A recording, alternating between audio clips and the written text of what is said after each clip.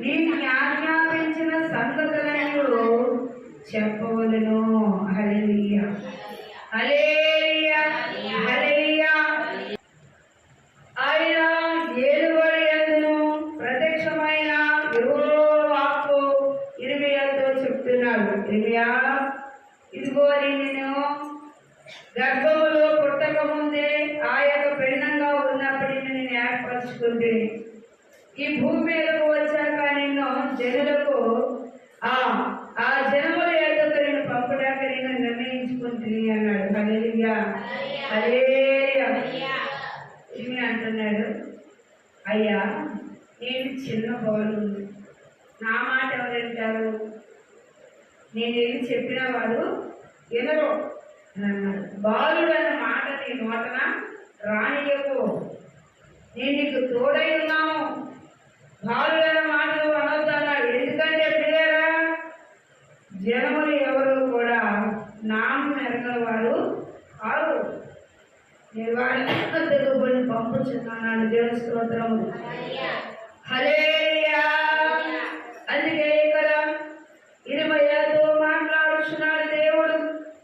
ఇర్మీయా అంటున్నాడు, నేను బాలుని నేను నన్ను పంపవద్దనుటకు నువ్వు పోవాలని నీకు ఆజ్ఞాపించిన సంగతులు చెప్పవలనయు వారికి భయపడకు, నిన్ను విడిపించడానికి నేను తోడై ఉన్నాను.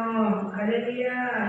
నాకు చెప్తే చాలు, నువ్వు ప్రత్యేకంగా ఏం చెప్పాల్సిన అవసరం లేదు.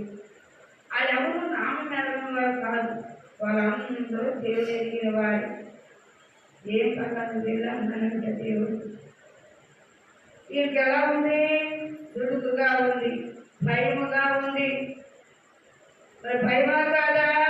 వాళ్ళు మాట నమ్ముతారో నమ్మరు? నన్ను చూసి ఏమంటారు? నాకేం అప్పుడు యెహోవా చెయ్యి చాపి నా నోరును ముట్టి ఇలాగూ సెలవిచ్చును, ఇదిగో నేను నీ నోట నా మాటలు ఉంచి ఉన్నాను. పెళ్ళగించడగను, విరగగొట్టుటగను, నశింప చేయడగను, పడద్రోయటగను, కట్టుడగను, నాటుడగను.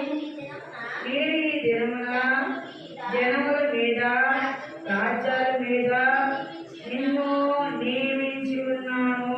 హల్లెలూయా హల్లెలూయా. నువ్వు వాడే ప్రతి మాటకు నీ నోటుకు నీ తోడై ఉంటాను. నీ చెప్పిన మాట మాత్రమే నువ్వు వెళ్ళాలని చెప్పు. నువ్వు భయపడకు. నువ్వు వెళ్ళగించడాకైనా నశింప చేయడాకైనా చూసారా పిల్లరా, నోటి నియమించాడంట. దేనికి నువ్వు భయపడకుండా ఉండు. నేను నీ నోటికి తోడయ్యాను కదా, నువ్వేమంటున్నావో దాని నేను అవునంట. అంటే పిల్లరా, దైవజనుడు నోటికంట ఏ మాట అంటే ఆ మాట అయిపోతాడు. అందుకే దైవజనుడు నోటి ఎలా ఉండాలి?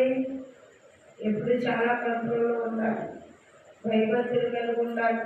మరి ఈవేళ దేవుడు ఉంటున్నాడు కదా, నోటికి తోడై ఉన్నాను కాబట్టి నువ్వు పడగొట్టడగలను, పెళ్ళగించడగలను, విరగొట్టడగలను, నశింపడగలను, పడగొట్టడగలను, కట్టుడగలను, నాటుడగలను. నేను ఈ దినములను జనాల మీద రాజ్యాల మీద నిన్ను నియమించి ఉన్నాను. హల్లెలూయా. భయపడకో. ఎందుకు ఎదుగా భయపడుచున్నా? నేను తోడుగా ఉన్నాగా. నువ్వు దేనికి భయపడకో. నేనేం చెప్తున్నా వాళ్ళకి చెప్తాను. చాలా ఆశ్చర్యమైన మాట ఇది.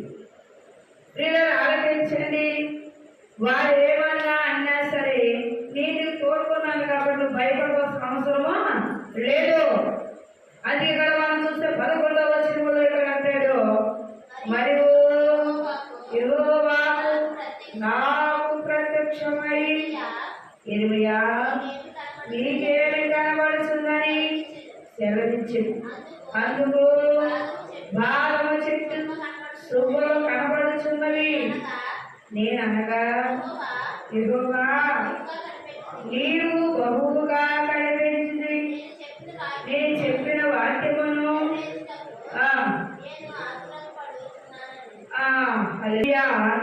నీకు నేను ఇచ్చిన వాక్యము నేను నెరవేర్చాలను అమ్మా నీకేం కనబడుతుంది? ఒక దర్శనంలో అడిగాడు దేవుడు. ఒక బాదం చెట్టు కనబడుతుంది. మరి బాదం చెట్టు కనబడుతుంది కనుక నీవు బహువుగా కనిపెడితివి. కలభావం వచ్చిందనుకోండి, చాలా మంది ఉదయం అయ్యేసరికి అది మెరుపులో కళ్ళ అంతా కనబడినట్టు తెలుస్తుంటుంది. ఉదయం వేసేవారు అది ఎక్కడ జరిగింది అని చెప్పలేదు. ఎందుకంటే పిల్లగా ఈ బహువుగా కనిపెట్టలేకపోతాడట.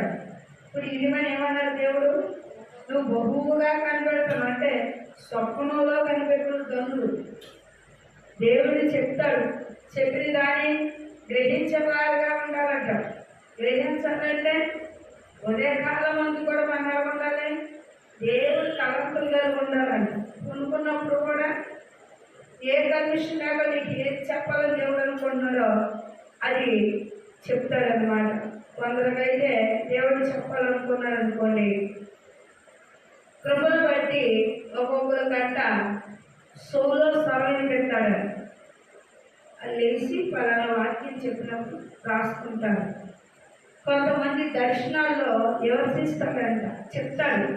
వారు ఆ వాక్యం ఎక్కడ ఉందో కొనుక్కున్నారో లేచి ఆ వాక్యాన్ని మంట పెట్టుకొని చెప్పిన వాక్యానికి అక్కడ చదివి దాన్ని తిప్పి పెట్టుకుంటారు. ఉదయకాలం దాన్ని దేవుడు నాకు ఏం చెప్పాడో అని దాన్ని కనిపెడతారు.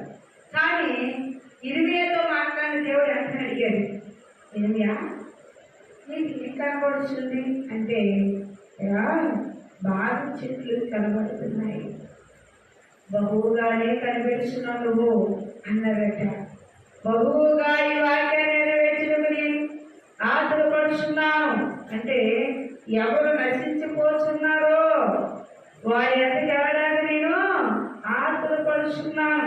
అలా కార్యం చేయడానికి, అది బలిని బలపరచడానికి, ఆ వ్యాధిని స్వస్థపరచడానికి, ఆ రుణాలు కొట్టివేయడానికి వారు ఏ విధంగా నాకు మొదలుపెట్టుచున్నారో నిన్ను పంపించలేక నేను ఆతురపడుచున్నాను. హల్లెలూయా, హల్లెలూయా.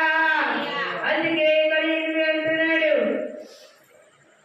అంతరా పడుచున్నాను. 2 మార్లు యెహోవాకు నాకు ప్రత్యక్షమై నీకేమి కనబడుతుందని సెలవీయగా, నేను మసులుచున్న బాణ నాకు కనబడుతుందని దాని ముఖములు ఉత్తర దిక్కున తిరుగుచున్న వంటిని. అందుకు యెహోవా ఇలాగూ సెలవించును, ఉత్తర దిక్కు నుండి కీడు బయలుదేరి ఈ దేశ నివాసులందరి మీదకు వచ్చును. హల్లెలూయా. సువార్త చెయ్యి. బాణలు కాలు చూడడానికి 3 రాళ్ళెత్తి 3 రాళ్ళకు ఒక బాణెత్తి ఆ బాణ నీళ్లు మసులుచు ఉన్నాయి. అది తూర్పు తట్ట, ఉత్తర తట్ట, దక్షిణ తట్ట, ఏ తట్టు నీకు ఆకించబడిన మసులుతూ కనపడుతుందని అడిగాడు. ఆయన చెప్పాడు.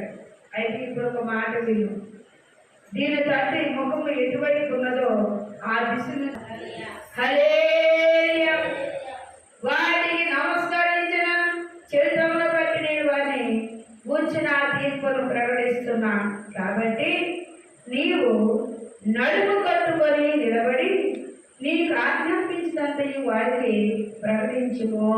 హల్లెలూయా, హల్లెలూయా. ఎవరు ఏమనుకున్నా నీకే భయం లేదు. నువ్వు మాత్రమే ఏం చేయాలా? అక్కడ ప్రజలకు నువ్వు ప్రకటన చేయాలి. దేవుడు ఏం చెప్తున్నాడో అది మాత్రం వెళ్ళి సువార్త చేయాలి. హల్లెలూయా.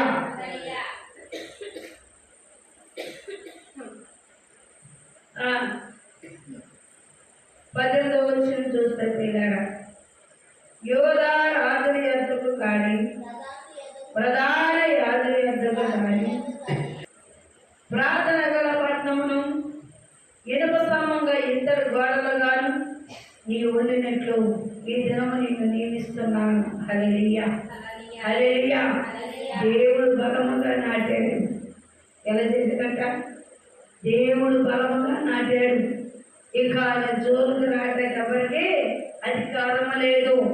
ఖరీదుడు భయపడుతున్నారు కాబట్టి భయం అనేది నీకు వద్దని దేవుడు చెప్పాడు ప్రియులారా. ఎందుకంటే దేవుడి వాక్యం సెలవిస్తుంది, ఆయన నాటగలడు, వెళ్ళగించగలడు, స్థిరపరచగలడు, సిద్ధపరచగలడు, వాడుకోగలడు. ఆయన ఏదైనా చేయగలడు. దేవుని స్తోత్రములు. హల్లెలూయా. సిద్ధపరచువాడవు, బలపరచువాడు, పడిపోయిన చోటే బలమిచ్చేవాడవు. సిద్ధపరచువాడవు, బలపరచువాడవు, పడిపోయిన చోటే నిలబెట్టివాడవు. గణపరచువాడవు, హెచ్చించేవాడవు, మా పక్షాన నిలిచి జయమిచ్చువాడవు. మా పక్షాన నిలిచి జయమిచ్చువాడవు. ఏమైనా చేయగలవు, కథ మొత్తం మార్చగలవు. నీ నామముకే మహిమంతా చేసుకొందువు. ఏమైనా చేయగలవు, కథ మొత్తం మార్చగలవు. నీ నామముకే మహిమంతా చేసుకొందువు. యేసయ్యా, యేసయ్యా, నీకే నీకే సాధ్యము. యేసయ్యా, యేసయ్యా, నీకే నీకే సాధ్యము. సిద్ధపరచువాడవు, బలపరచువాడవు, పడిపోయిన చోటే నిలబెట్టివాడవు. కృపాకనిధి, మా పరమ కుమ్మరి, నీ చేతిలోనే మా జీవమున్నది. సర్వకృపానిధి, మా పరమ కుమ్మరి, నీ చేతిలోనే మా జీవమున్నది. మా దేవా, నీ ఆలోచనలన్నీ ఎంతో ఎంతో గొప్పవి. మా ఊహకు మించిన కార్యములెన్నో జరిగేచున్నవి. మా ఊహకు మించిన కార్యములెన్నో జరిగేచున్నవి. ఏమైనా చేయగలవు, కథ మొత్తం మార్చగలవు. నీ నామముకే మహిమంతా తెచ్చుకొందువు.